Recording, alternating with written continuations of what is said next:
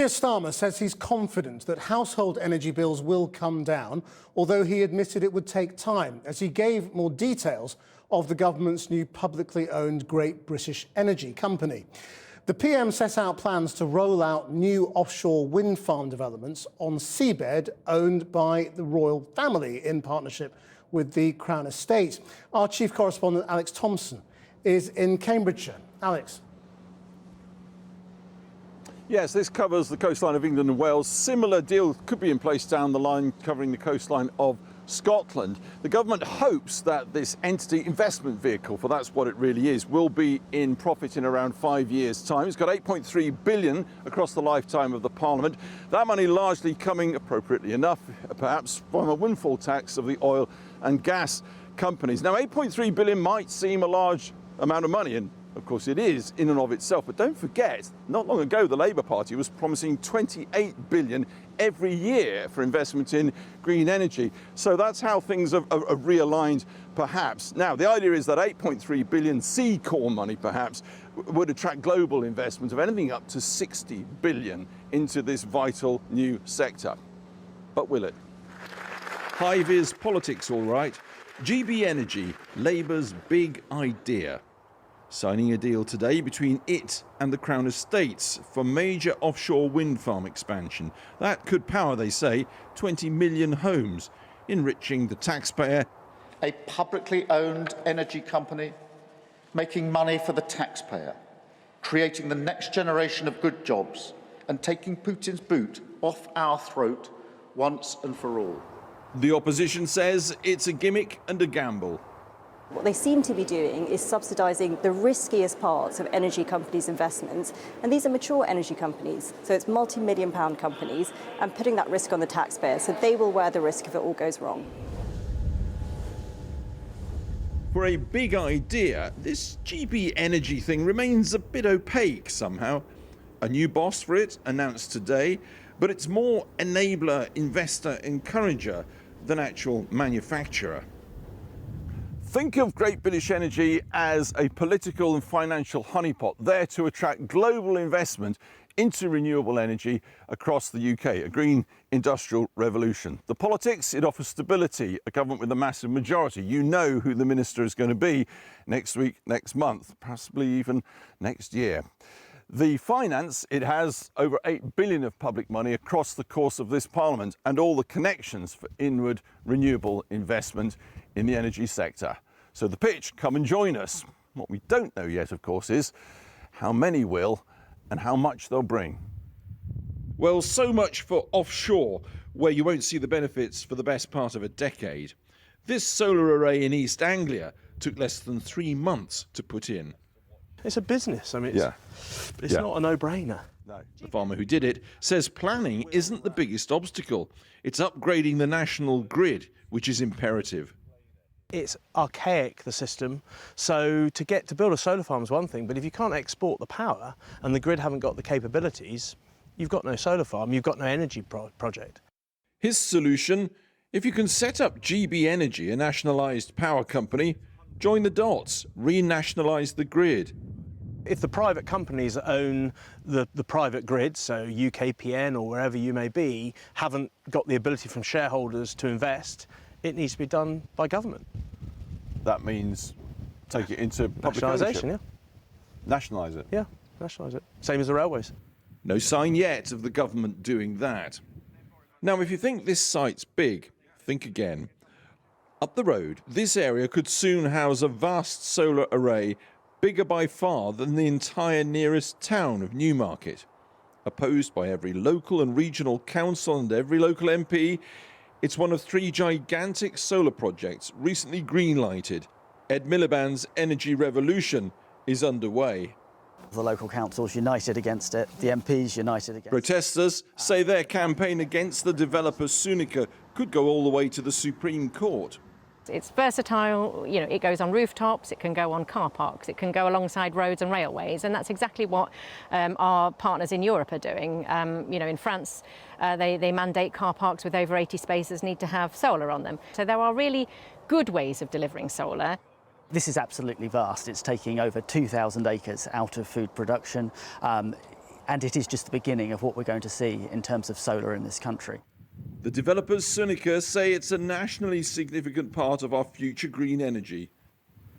Nothing in the energy mix comes faster or cheaper than solar, but grid problems and opposition lie ahead for GB Energy. We want it, but where and how? So the Prime Minister knows, therefore, that signing today's deal on offshore wind is the easy bit. Well, earlier today, I spoke to the Energy Secretary, Ed Miliband, just as they had launched this new partnership between GB Energy and Crown Estate to develop offshore wind farms. And I asked him what problem he's trying to solve. We've had a terrible cost of living crisis in Britain over the last couple of years, and that comes from our dependence on fossil fuels. Both fossil fuels that we produce at home and those that we import because they're sold and priced on the world market. So dictators and petrostates can control those prices.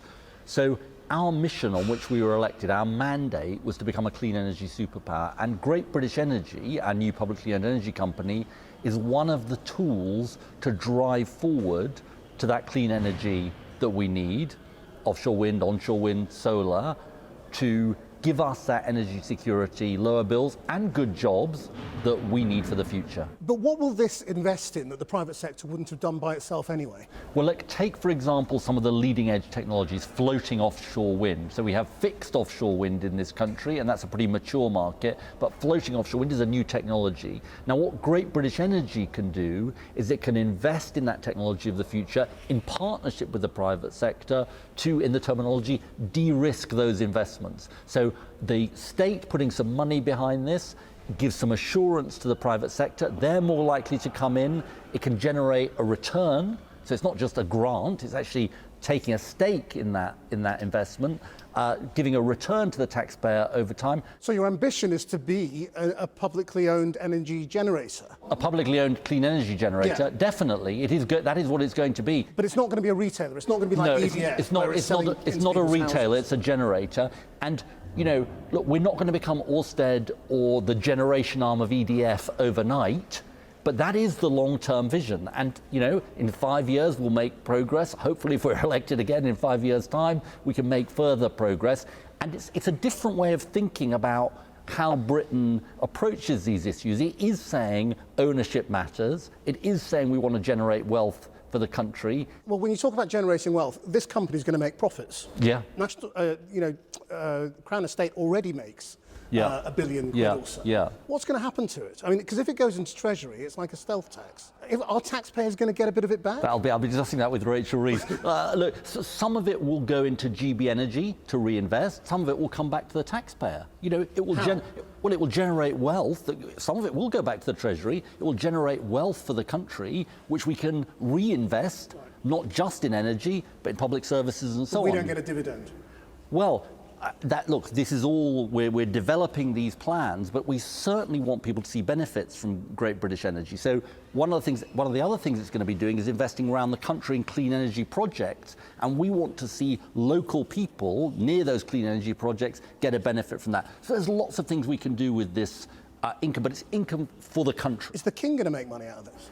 The King won't make money out of the GB Energy investments. His Majesty gets a share of the Crown Estate investments and will continue to do so. That's negotiated with the Treasury. But money that Great British Energy puts in will come back to Great British Energy and to the taxpayer. So this means that your 2030 target to decarbonise electricity is looking very ambitious. I mean, I've yet to meet anyone who thinks you've got a good chance of hitting it. Well, you've met me.